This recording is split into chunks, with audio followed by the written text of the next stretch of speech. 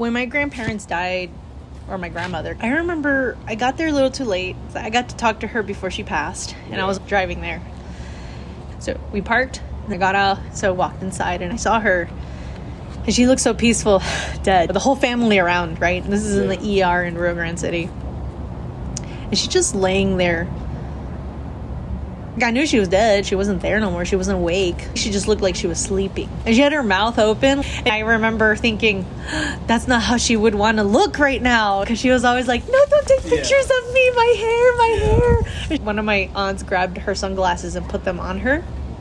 And I was like, is there something we can use to close her mouth? Because the whole family is there looking at her. If her spirit was standing here, she'd be pissed. Yeah. She'd be like, y'all are looking at me and I look terrible. So I fixed her hair and I fixed her little headband. And I'm just there holding her hand, just smiling. But my mom, different story for my mom.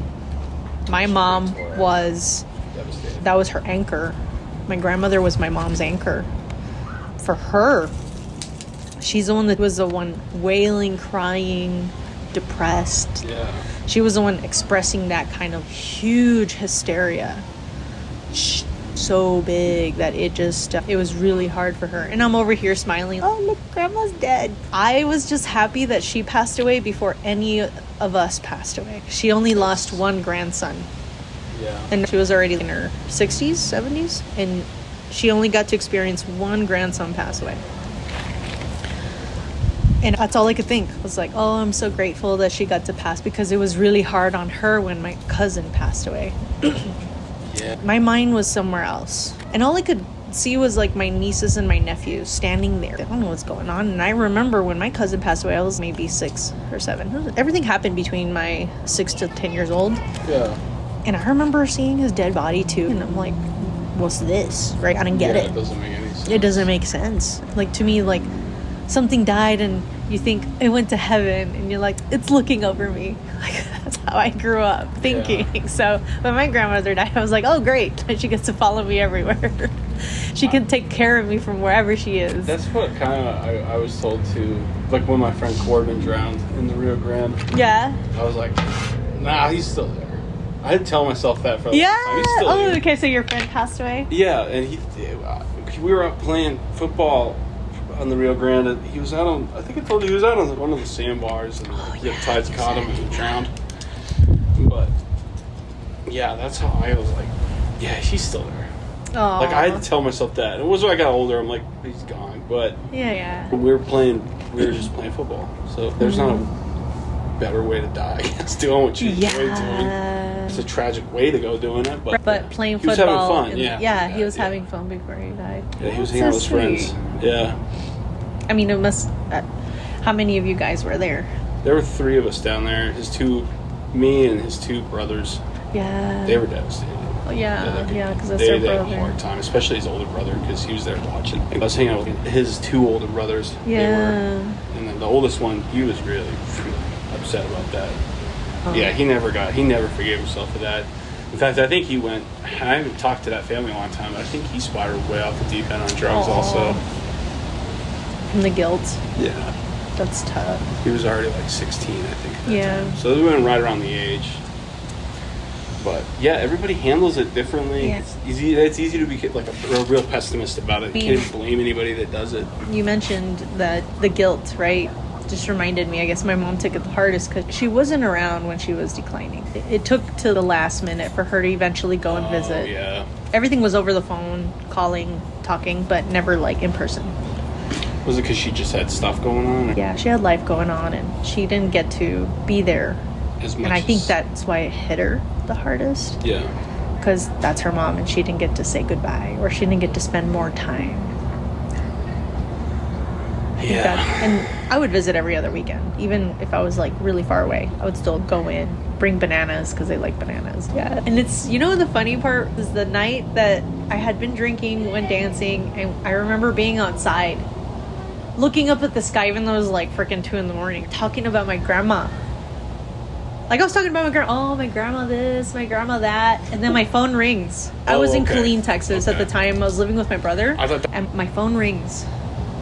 And my cousin is crying. And she's trying to figure out she was in Houston. She was trying to figure out, hey, Grace, are you going to go down home. Grandma's dying. And I'm like, Grandma's dying? I didn't know. Oh. So I said, let me call you back. And then I called my mom. Said, Mom, how bad is it? Do I need to go there? And she said, you need to come. And I was like, and I had a car that was breaking down. So like it would barely even go over 60 miles an hour. How did you get there? The guy I was with, he was just like, here's some cash if you need for gas. And I was just like, my car won't turn on. And he was just like, let's go. I'll drive you there. So he's like driving 2-3 in the morning from Killeen to South Texas. Oh my God. It's about a 5-6 hour drive. Yeah. And I'm driving in his like brand new truck, 90 miles an hour on the highway. Like no sleep, drinking like, yeah. Red Bull. Yeah. And sometimes there's people in your life who just show up at the right time. Yeah, that's very true. And my brother couldn't leave. Yeah. Because he had his family and everything. He went later, like a day later. He asked for the time, and then he left the next day. But yeah, so I showed up that morning. I was in my mid-20s, early 20s. Never in my life. I grew up with my grandparents, so I had never seen my grandfather cry. And I remember I got there, and he was walking out, and he went to go lean on a post. And he always wore a cowboy hat. He was like an old cowboy, clean yards, whatever. And he grabbed his hat, and then he put his other hand on his face, and he was just like, never. Yeah, I think I saw my dad cry when his mom died. Yeah. And I was like, I don't remember how old I was, but I was like, fucking, I've never seen it, and I haven't seen it since. Yeah, it's a weird, that's a weird, yeah, that sticks with you. Those things stick with you. Yeah. Fuck. This is all of a sudden, I didn't grasp it, and then when I saw him crying, I was like, oh God, this is worse than I thought. Yeah. I didn't understand what, I mean, I kind of knew what death was. 9 or 10. What year would that have been? Yeah, maybe right around that age. So I knew of it. Yeah. But like I didn't really. Like a 9-year-old kind of doesn't really get it. Uh-huh. But yeah, that was like, damn, this is severe. This isn't good. Like, she's not coming back. Yeah. That's when it sunk in. I was like, she's not coming back. Yeah. Because I knew it. They're like, oh, when you die, they don't come back. Yeah, yeah. But so death gives people, to those who are around it, an experience. I guess we forget those little things. I don't know about you, but I forgot what's important until somebody dies. And I'm like, Yeah. some of the shit I'm worried about is fucking stupid. I like what you said. It's really stupid. Sometimes when someone remember what's important. You remember what's important because it's easy to take like really dumb things too seriously, and then you're like, that family that loves me, that's really what counts. Like, good people. Yeah. And I'm over here worried about whatever. Like, I'm mad about my car needs brakes. It's a fuck. It's a fuck. High five. My car needs brakes too. Yeah. I don't know where to take it yet. Oh, I get a haircut. Haircut. Oh man, the little things there. Yeah. That's hilarious. Yeah. But like it just puts everything in perspective. That's a really cool idea though, that I like that you talk about that near-death experience stuff, because I think back on some of the situations I've been in, and I was like, okay, this is really stupid. Like, I don't need to be worried about this. Yeah. Or like when, I don't know if you do this, but like at night I'll look up at stars and I'll go, God damn, I'm tiny. Like everything I'm worried about is stupid and insignificant. I like that you said that. Damn, I'm tiny. Yeah. Looking up at stars like, damn, I'm tiny. It's so big. It's so big. That was here before me. And it'll be here after me. You're like, damn. Yeah, just that big fireball in the sky is going to consume this whole rock that's hurling through space at 1,000,000 miles an hour. Yeah. It's going to just consume it one day. And none of this is going to matter. Shine bright like a diamond. Yeah. As you get turned into a fucking plasma ball. Yeah. I recently posted on the Instagram, Dying with Grace. I put on there, if you're afraid of death, you're afraid of living.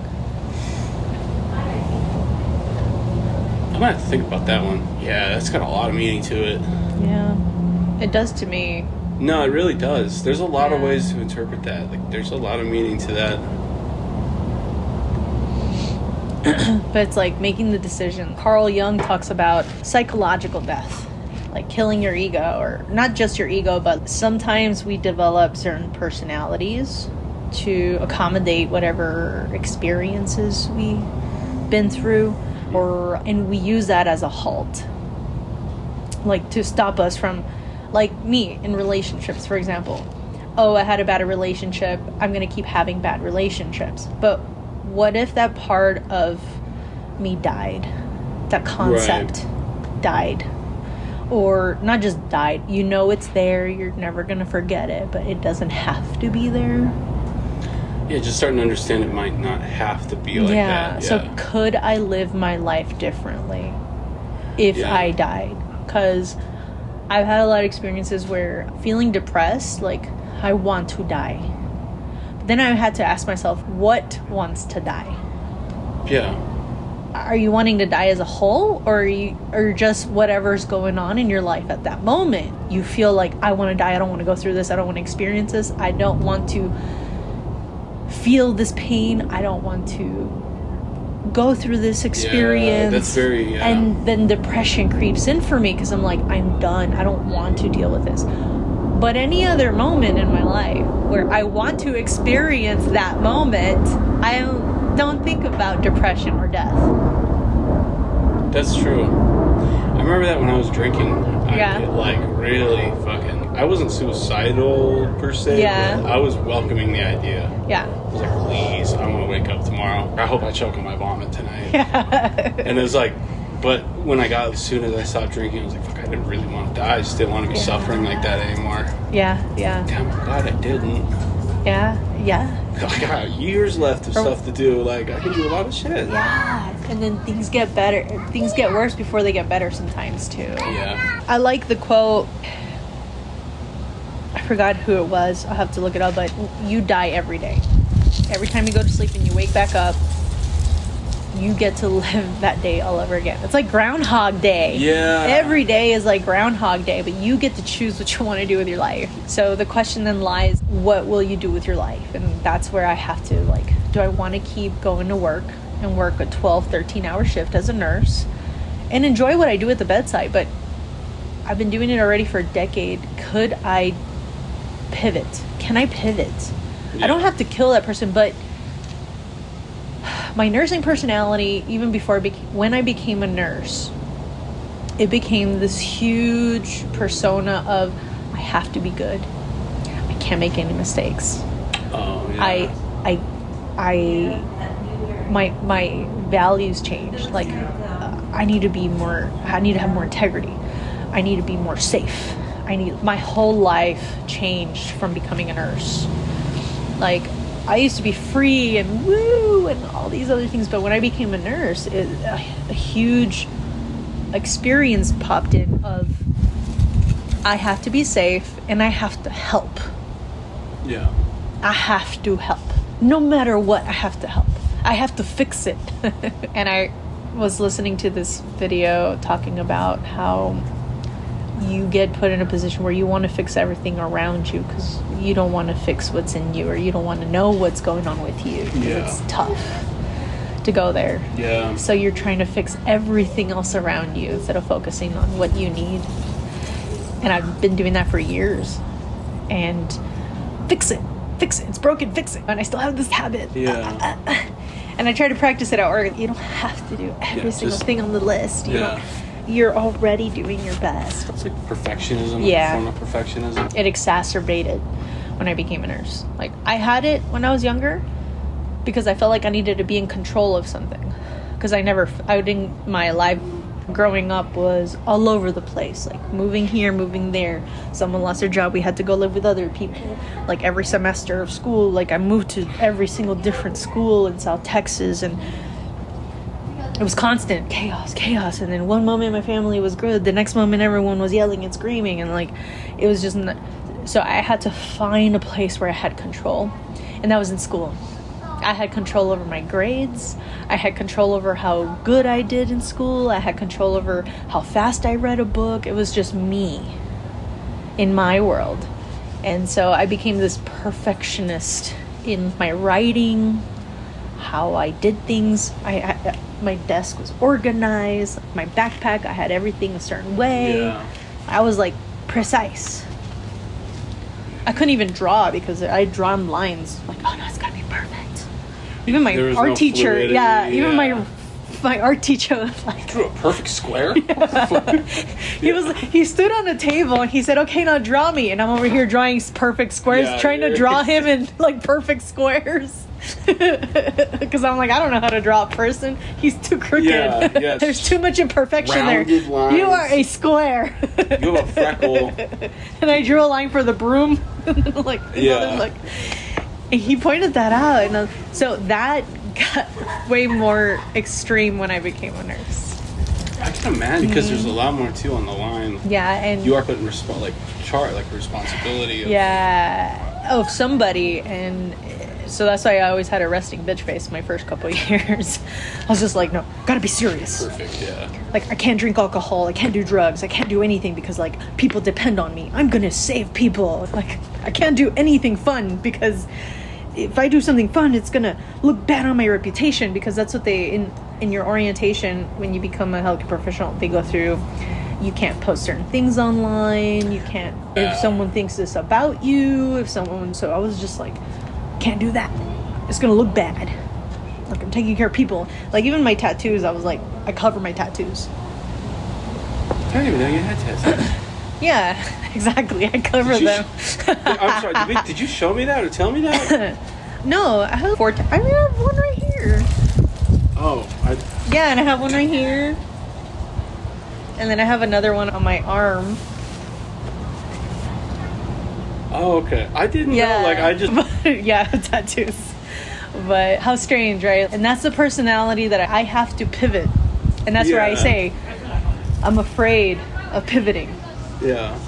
I get it. Because I've done it for so long. It's, this is easy. It's easy. Like, as tough as it can be in burnout and stuff, like, a lot of the coaching I've gotten, like, it's made my burnout so much easier, and I love working with people, but can I take it outside of the hospital? That's where I'm having, and that's what I mean by if you're afraid to die, you're afraid to live. 'Cause Right. I'm afraid for that part of me. Like, oh, I put so much time into it. Oh, I put so much money into it. Like, I Yeah. can't give it up. That's really interesting you say that, because I did the same thing with the military. Yeah. I built a whole personality around it, and then I was like, I had all my op words memorized. I got out, and I was still like in my head running through, how do I disassemble this machine gun and put it all back together and blindfold it? I could do that, Yeah. but then it's slowly, I'm finally starting to forget that stuff, and it feels good. Yeah. Because I'm like, now I have room for other things. What is an FOB, like a forward operating base? I don't remember how to set one up. Yeah. I'm like, good. I will never have to do that. Good. Let that go. Yeah. In nursing right now, what I'm focusing in is I don't have to apologize for or explain every single thing that I feel I made a mistake on. The person doesn't care. The person just cares that you showed up, Yeah. that you just showed up. Yeah. That's, While I'm over here caring too much about what they think about me versus I'm here for you. What do you need? Talk to me. So different. especially like in that state where there needs somebody at their bedside. Yeah. And it's crazy because it's like I could do everything as perfect as I can, but the system is not really perfect. Like, hospitals are so dynamic. They're considered Yeah. a dynamic, ever-changing environment. And I forget that because, like, I know how the room is set up. I know how everything works. I know where everything goes. I know what next step needs to be taken. But there's times when I don't know. And I have to let go of You can't thinking control. I have to know. Yeah. Yeah, that I can't control that, and that's where the stress comes in. The resistance comes in from not being in control. It's like, fudge. Do you feel good after you like let something go? And, Oh, yeah. And then it's like it turned out fine. Yes. And you're like, Absolutely. Because I Could get do that again. frantic. Yeah. I work day shift, and I work in a unit where I'll have 5 patients, and they're all from different doctors. They all have different surgeries. They all have everything different. They all have different processes going on. So they're going to have different medications. Yeah. And I have to deal with patients like, where are my home meds? Or I'm allergic to that medication, I can't take that med. Or I'm in pain, that pain medication doesn't work. Like things that, and it's constant. It's constantly ever changing. But my resistance exhausts me more than just, oh, okay, it doesn't work. All right, let me see what I can do. Yeah. Simple. Or, oh, that surgery didn't go through and I'm over here stressed out because the patient is stressed out about it. They want to get the surgery done quick and sooner because they don't want to not have to eat all day because you're nothing by mouth. And I'm over here stressed out because I've been in situations where, did you call this person? Did you call that person? What did you do to get this process going? Because if you didn't do anything to get this process going, you need to fix yourself. And that's nursing. Like, you have to be the person, you have to be proactive. Right. But there's times when I'm just so reactive that it's exhausting. Reactive. And being proactive is, you try to be proactive and it's, oh, cancel that order, or actually the surgery's been canceled, or this has been canceled, even when you're trying to be proactive. So now you have to be proactive that you're proactive. Right. Now I'm 4 steps ahead. Proactive if your proactivity doesn't work. I thought about being proactive last week. Yeah. And can I let that go? Do I have to apply the same things I do at work at home, which I've been doing for such a long time? I think it's a skill.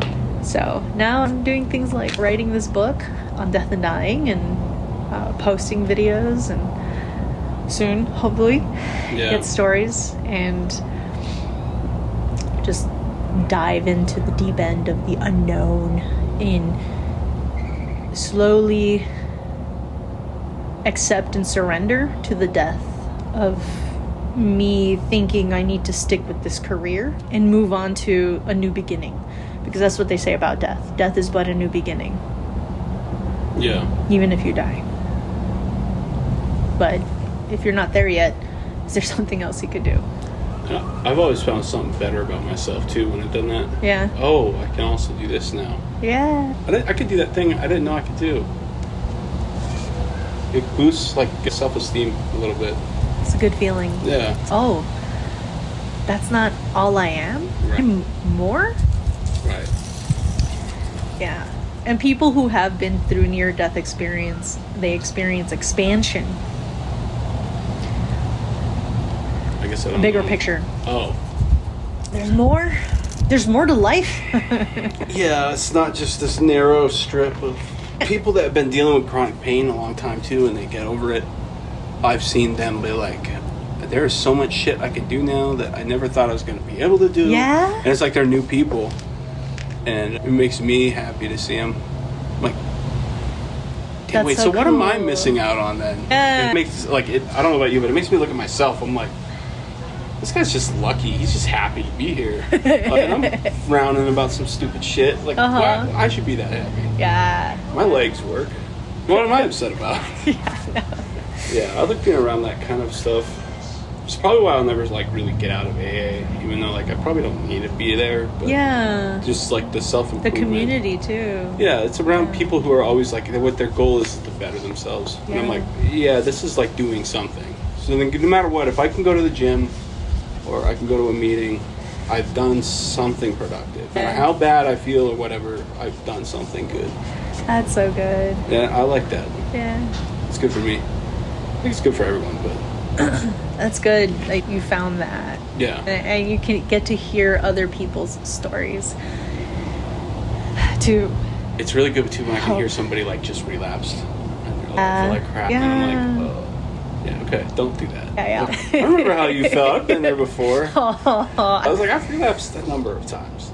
It doesn't feel very good. I'm gonna stay right here. oh, that's so awesome that someone Yeah. gets to express, like, I fucked up Yeah. again. That's the perfect group of people to tell, because we're everybody in that room. There's very few people in that room that are like, I don't know what that's. Almost everybody's. Yep. I've done Been that. there. Yeah. done that. Like, some people are like, yeah, I've done that 27 times. Yeah. I know how it feels. It felt the same every single time. It does not get better, I promise. Oh, it's so good. Yeah, it's cool. And I think sometimes we, including myself, forget to live in the moment, getting caught on stuff. Or even like with people who are going through death, some stick around for their family. Their family doesn't want them to go. Yeah, Like the that's a tough guilt, one. the Yeah. guilt in recovery, there's a huge sense of guilt when you relapse. Because your family, oh, there they go again. Yeah. They're never going to change. Because that's a really common thing in my family. They're never going to change.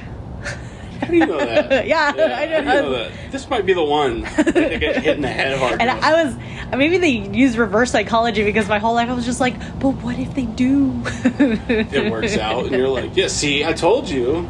Oh man, it's hilarious. I But felt so bad too. And you know what? There's a sense of shame that comes with going to treatment also. Like, Yeah. they're like, oh, I'm happy for you, but if you've been 6 times, they're like, oh, here it goes again. And then I'll hear, like I've heard before, like he just wants to not have to work for a while. yeah, I'm like, no, and that's I'm truly suffering.